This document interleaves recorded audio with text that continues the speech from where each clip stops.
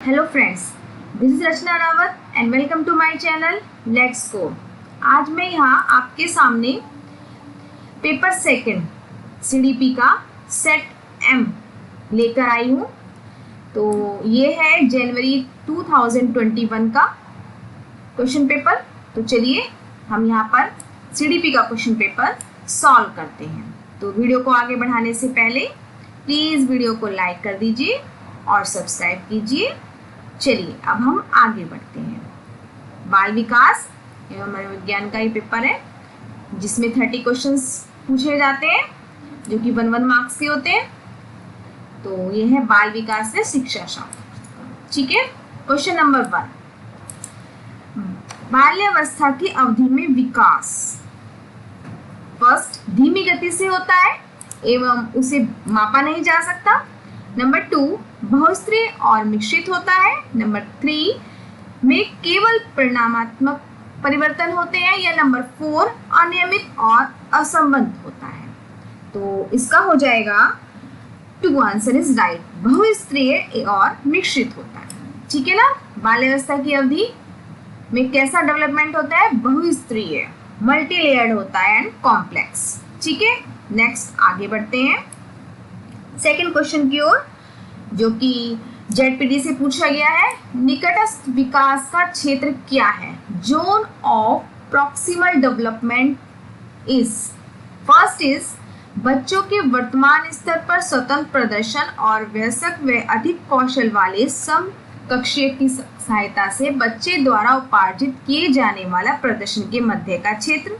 Number 2, विभिन्न प्रकार के कार्य जो कि अपनी आयु के अनुसार बच्चे को करने चाहिए परंतु वह नहीं कर सकता।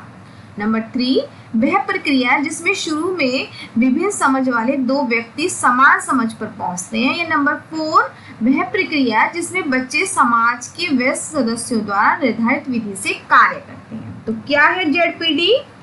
बच्चों के वर्तमान स्तर पर स्वतंत्र प्रदर्शन और वयस्क व अधिक कौशल वाले सहकर्मियों की सहायता से, ठीक है ना, इसमें सहायता की जाती है बच्चे द्वारा उपार्जित किए जाने प्रदर्शन के मध्य का क्षेत्र। ठीक है, तो ये है। अब आगे बढ़ते हैं, फर्स्ट इज राइट हो जाता है इसमें। थर्ड है जीन पियाजे के अनुसार। आपको पता है जीन पियाजे, वाइगोत्स्की, इनके बारे में हर बार क्वेश्चंस पूछे जाते हैं। पियाजे इनके बारे में हमेशा पूछे जाते हैं। तो जीन पियाजे का क्वेश्चन है, जीन पियाजे के अनुसार बच्चे अमूर्त सक्रियात्मक अवस्था में नंबर 1 अमूर्त स्टेज पूछी है, उसमें परिकल्पित निगमनात्मक तर्क और प्रतिगत चिंतन करने में समर्थ है। नंबर 2 केंद्रीकरण और अनुत्क्रमणीय सोच में आबद्ध है। नंबर 3 संरक्षण, वर्गीकरण व श्रेणीबद्धता करने में सक्षम नहीं है। नंबर 4 प्रतीकात्मक और सांकेतिक खेलों में भाग लेना प्रारंभ करते हैं। तो अमूर्त संक्रियात्मक स्टेज मतलब फॉर्मल ऑपरेशन स्टेज जीन पियाजे की क्या कहती है? फर्स्ट इज राइट, परिकल्पित निगमनात्मक तर्क और प्रतिगत चिंतन करने में समर्थ है। ठीक है ना, नेक्स्ट आगे बढ़ते हैं फोर्थ क्वेश्चन की ओर। लॉरेंस कोहलबर्ग से क्वेश्चन पूछा गया है जो कि नैतिक विकास के सिद्धांत पर है। इनके अनुसार व्यक्ति किस अवस्था में है जब वह विश्वास करता है कि वर्तमान सामाजिक प्रणाली को सक्रियता पूर्वक बनाए रखने में धनात्मक मानवीय संबंध और सामाजिक वर्ग सुरक्षित रहता है। तो इसमें हो जाता है आंसर इज 2 इज राइट, सामाजिक क्रम व्यवस्था और अभिविन्यास, the social order maintaining orientation. ठीक है, एक समाज की व्यवस्था होती है उसके अकॉर्डिंग चलाता है, तो वही नैतिक विकास का सिद्धांत कहता है। ठीक है, आगे बढ़ते हैं फिफ्थ क्वेश्चन की ओर। हार्वर्ड गार्डनर के बहुबुद्धि सिद्धांत के अनुसार निम्नलिखित में से कौन सा जोड़ा बुद्धि के प्रकार और अंतःस्थिति अनुपालन संभावना के अनुसार सही है? ठीक है, इसमें आपको मैच करना है कौन सा सही है। बुद्धि का प्रकार दिया हुआ है वन साइड और सेकंड साइड अंतःस्थिति अनुपालन संभावना दी है। फर्स्ट है स्थानिक मनोवैज्ञानिक, अंतर्वैयक्तिक विक्रेता, भाषिक मूर्तिकार और नंबर 4 शारीरिक गति संवेदनशीलता खिलाड़ी। तो इसमें हो जाता है फोर्थ इज राइट, शारीरिक गति संवेदनशीलता खिलाड़ी की ओर। ठीक है ना, बाकी और सब रॉन्ग है। इसमें इस शारीरिक फिजिकल एक्टिविटी से बताया है कि बॉडी काइनेस्टिक किस में है, एथलीट्स में। ठीक है, नेक्स्ट आगे बढ़ते हैं 6 क्वेश्चन की ओर। लेव वाइगोत्स्की के अनुसार, according to Lev Vygotsky, first है बच्चों के संज्ञानात्मक विकास में भाषा की एक महत्वपूर्ण भूमिका है। बच्चे भाषा अधिग्रहण यंत्र द्वारा भाषा सीखते हैं। नंबर 3, बच्चों का संज्ञानात्मक विकास चरणों में होता है। नंबर 4, स्कीमा के परिपक्व से बच्चों में संज्ञानात्मक विकास अग्रसर होता है।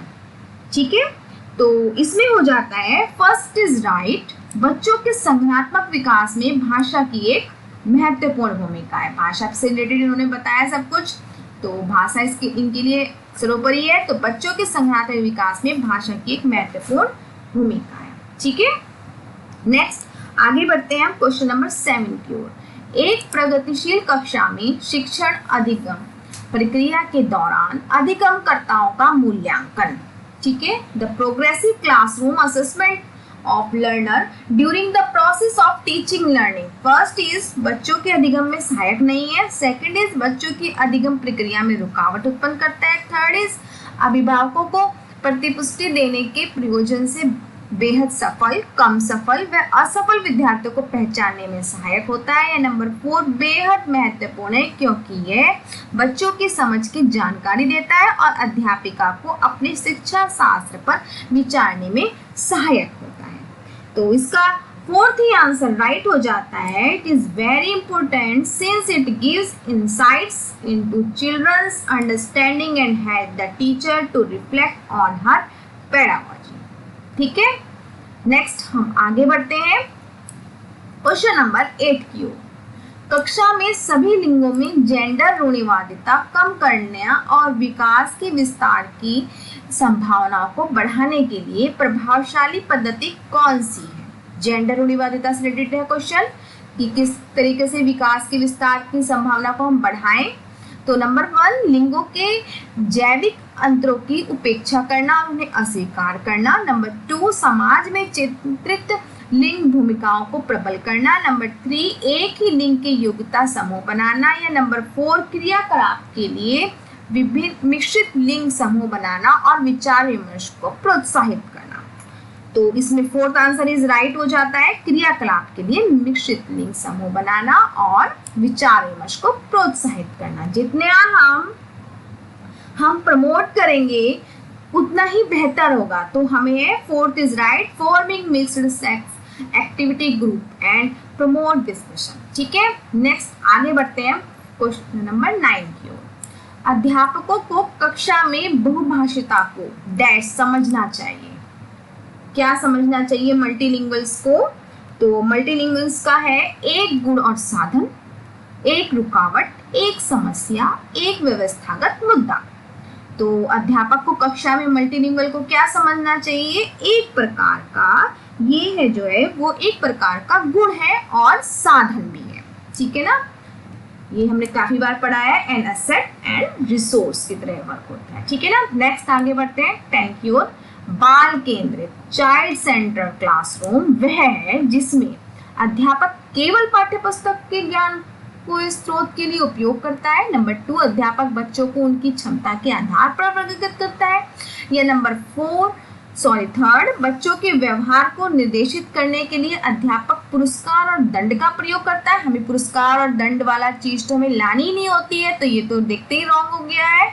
अध्यापक लचीला है, मीन्स फ्लेक्सिबल है और प्रत्येक बच्चे की व्यक्तिगत आवश्यकताओं को पूरा करता है। तो जिसमें बच्चों की हर एक आवश्यकता को पूरी की जा रही है, उसकी नीड्स को ध्यान में रखा जा रहा है। तो 4th is right, child centred classroom हो जाती है वो। ठीक है ना, नेक्स्ट आगे बढ़ते हैं हम 11 क्वेश्चन पे। किस मनोवैज्ञानिक के अनुसार बच्चों के संज्ञानात्मक विकास में सांस्कृतिक उपकरण का एक महत्वपूर्ण भूमिका निभाते हैं? तो सांस्कृतिक से मतलब क्या हो जाता है, हमें पता है संस्कृति से क्या हो जाता है। फर्स्ट इज राइट, लेव वाइगोत्स्की। ठीक है, नेक्स्ट आगे बढ़ते हैं अब हम। आंशिक दृष्टि वाले विद्यार्थियों के लिए निम्नलिखित में से कौन सी अधिगम सामग्री उपयुक्त नहीं है? तो कौन सी उपयुक्त नहीं है? वो है नंबर 1 बड़े आकार में मुद्रित पुस्तकें, नंबर 2 त्रिविमीय नक्शे और चार्ट, नंबर 3 बोलती पुस्तकें स्पर्शीय सूचना पट, या नंबर 4 छोटी मुद्रा वाली कार्यशीट। तो इसमें हो जाता है 4th इज राइट, छोटी मुद्रा वाली कार्यशीट। नहीं पूछा है इसमें, हमेशा याद रखो नहीं पे अंडरलाइन किया गया है, इसको ध्यान में रखते तो स्मॉल प्रिंट वर्कशीट, ठीक है। नेक्स्ट आगे बढ़ते हैं अब हम। समावेशी शिक्षा, इंक्लूसिव एजुकेशन के पीछे अंतर्निहित विचार है, ठीक है। नंबर 1 बच्चों को उनकी योग्यता के आधार पर पृथक करना और व्यावसायिक परीक्षण का प्रबंध करना। नंबर 2 बच्चों की अक्षमताओं के आधार पर उनकी सीमाओं की पहचान करने में उन्हें नामांकित करना। नंबर 3 अलग अलग अक्षमताओं वाले बच्चों के लिए विशिष्ट शैक्षिक संसाधनों का प्रावधान करना। या नंबर 4 नागरिकता के सभी बच्चों को नियमित विद्यालय में समान शिक्षा पाने का अधिकार है। तो क्या कहती है समावेशी शिक्षा? 4th इज राइट, दार्शनिकता के सभी बच्चों को नियमित विद्यालय में समान शिक्षा पाने का अधिकार है। ऊंच नीच की भावना नहीं रखनी है, सबको एक जैसी शिक्षा देनी है और एकजुट रहकर रहना है, यही है इंक्लूसिव एजुकेशन, ठीक है। तो अब आगे बढ़ते हैं 14 क्वेश्चन की ओर। प्रतिभाशाली और सृजनात्मक बच्चों की आवश्यकताओं को किस प्रकार संबोधित किया जा सकता है? किस प्रकार संबोधित किया जा सकता है?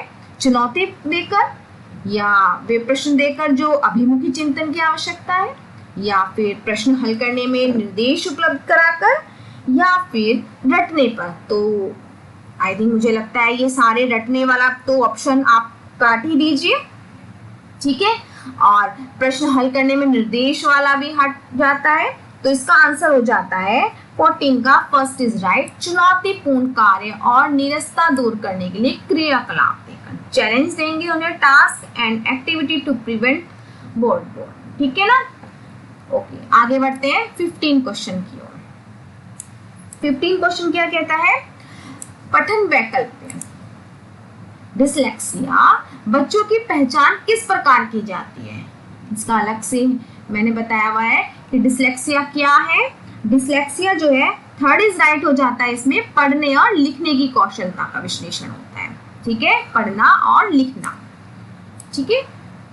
Analyse their reading and writing skill. Next आगे बढ़ते हैं हम 16 क्वेश्चन की ओर। प्रतिकूल परिस्थितियों और वंचित पृष्ठभूमि वाले अधिगमकर्ता को संबोधित करने के लिए निम्नलिखित में से कौन सी पद्धति प्रभावशाली नहीं है? तो नहीं को देखते अंडरलाइन कर लीजिए, कौन सी नहीं है। तो इसमें हो जाता है 16 का 2nd इज राइट, अधिगमकर्ता को विद्यालय के बाहर ट्यूशन पढ़ने के लिए कहना, जिसके लिए अध्यापक को उस पर अधिक ध्यान न देने पड़े। ये तो नहीं कहता है, ठीक है ना। तो ये इस राइट हो जाता है। जो चीज नहीं है वो पूछिए उन्होंने, प्रभावशाली क्या चीज नहीं है, ये नहीं है, ठीक है ना। 2nd इज ठीक है, ये हो जाता है राइट आंसर इसका। 17 बच्चों के अधिगम में शारीरिक स्वास्थ्य और सामूहिक अवस्था कौन सी है? डैश लगाया हुआ है, का कोई प्रभाव नहीं होता। नंबर 2 की एक महत्वपूर्ण भूमिका है। नंबर 3 का कोई आपसी संबंध नहीं है, या नंबर 4 की भूमिका नगण्य है। तो इसका आंसर हो जाता है 2nd इज राइट, बच्चों के अधिगम में शारीरिक स्वास्थ्य और सामूहिक अवस्था की एक महत्वपूर्ण भूमिका है, प्ले एंड इम्पोर्टेंट रोल है, ठीक है ना। नेक्स्ट आगे बढ़ते हैं 18 क्वेश्चन की ओर। कक्षा में अर्थपूर्ण अधिगम को प्रोत्साहित करने के लिए अध्यापिका को मीनिंगफुल क्लासरूम हो, उसके लिए टीचर्स क्या करेगा, कैसे प्रमोट करेगा बच्चों को? तो फर्स्ट है विद्यार्थियों की सहायता करनी चाहिए कि वे अपने मनोभाव और अभिप्रायों को सुव्यवस्थित कर पाए। नंबर 2 विद्यार्थियों को उनके प्रदर्शन के आधार पर वर्गीकृत और नामांकित करके उन्हें योग्यता आधारित समूह बनाने चाहिए। नंबर 3 विद्यार्थियों में संवाद और परिचय को प्रोत्साहित करना चाहिए, जिससे वे बहुप्रेक्षीय करने में सशक्त हो। या नंबर 4 कक्षा में विविधता की उपेक्षा करके शिक्षण की मानक विधि को अपनाना चाहिए। तो इसमें कहता है, आई थिंक इसमें फर्स्ट मनोभाव को और अभिप्रेरणा को सुव्यवस्थित करना चाहिए, ठीक है ना। और इसमें आ जाता है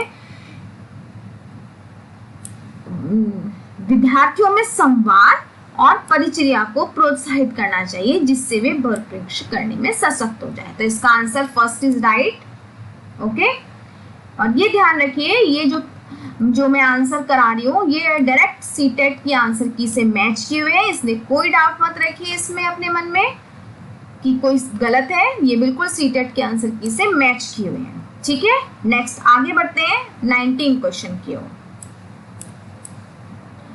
अधिगम एक डैश और डैश प्रक्रिया है। तो लर्निंग कैसी प्रक्रिया है?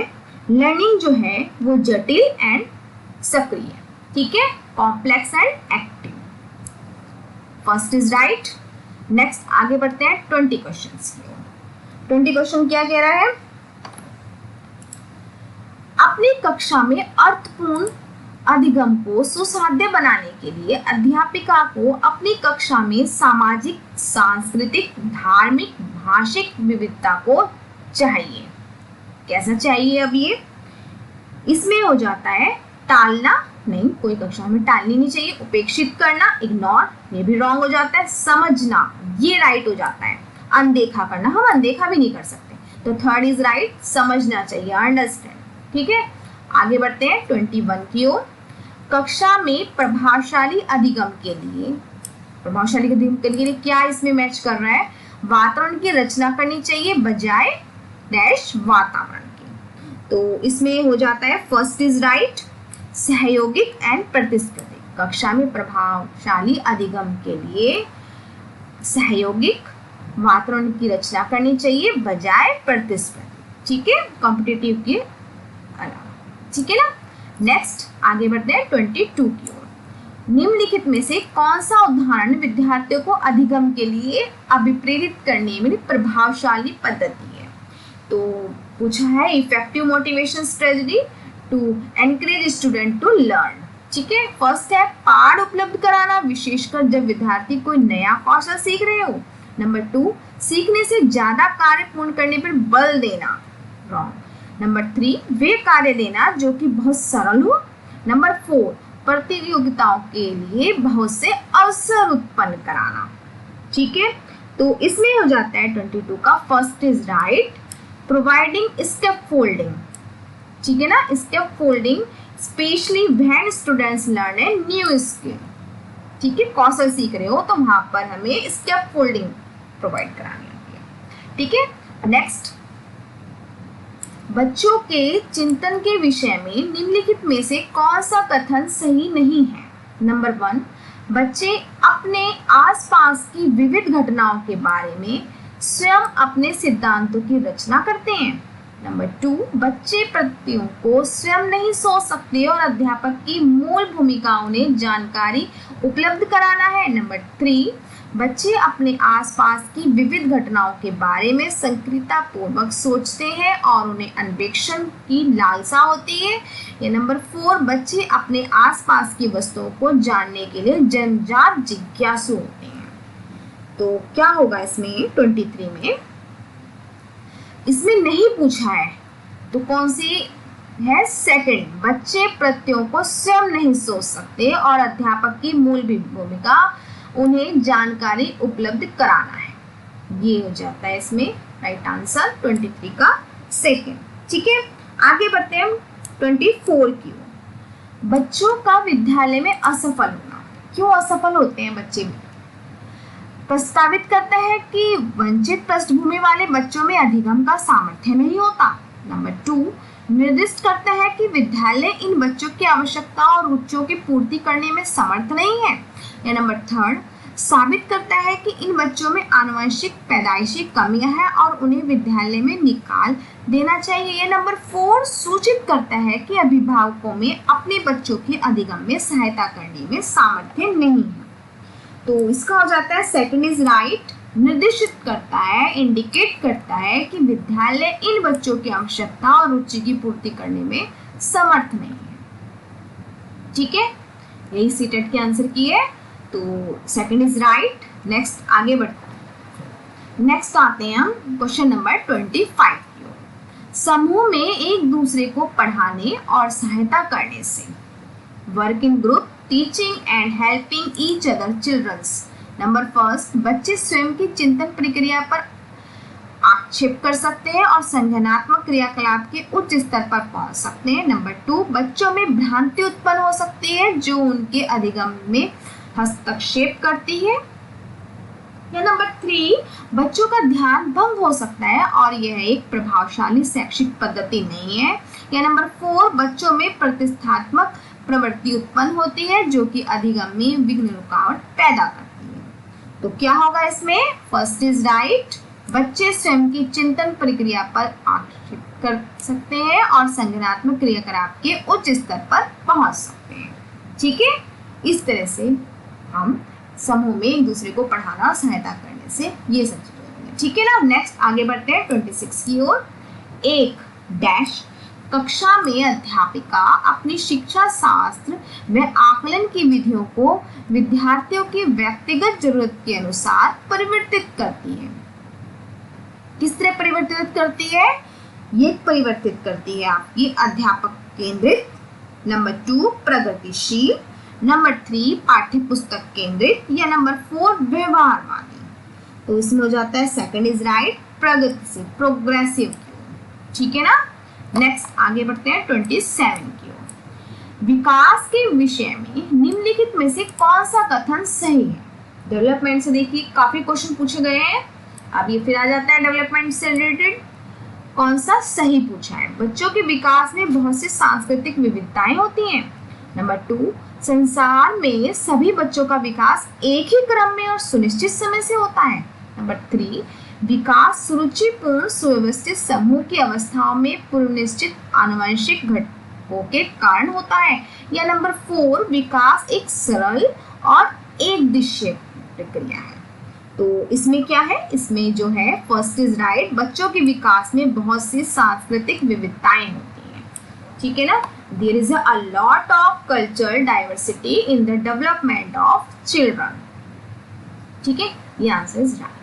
अब बढ़ते हैं आगे 28 की ओर। 28 में क्या कह रहा है? निम्नलिखित में से मध्य बाल्यावस्था की अवधि, मिडिल चाइल्डहुड के बारे में पूछा है कि मुख्य प्रमाण चिन्ह कौन सा है। ठीक है, नंबर एक, प्रतीकात्मक खेल का उभरना, नंबर टू, तर्क संगत विचारों का विकास जो कि प्राकृतिक रूप से मूर्त है, नंबर थ्री, पेशीय कौशल और समय शारीरिक वृद्धि का तेजी से विकास, नंबर फोर, वैज्ञानिक तर्क और अमूर्त रूप से सोचने की क्षमता का विकास। तो इसमें कौन सा आंसर हो जाता है? Second is right, development of logical thought that is constant in nature. ठीक है ना, प्राकृतिक रूप से मूर्त है। ठीक है, नेक्स्ट आगे बढ़ते हैं 29 की ओर। बच्चों के सामाजिकरण में विद्यालय कैसी भूमिका निभा रहा है? नंबर वन, कोई भूमिका नहीं होती तो है कि बहुत कम भूमिका होती है। नंबर थ्री, प्राथमिक कारक है। ये नंबर फोर, द्वितीय कारक है। तो ये तो बहुत सिंपल सा क्वेश्चन आ गया। प्राथमिक कारक क्या है?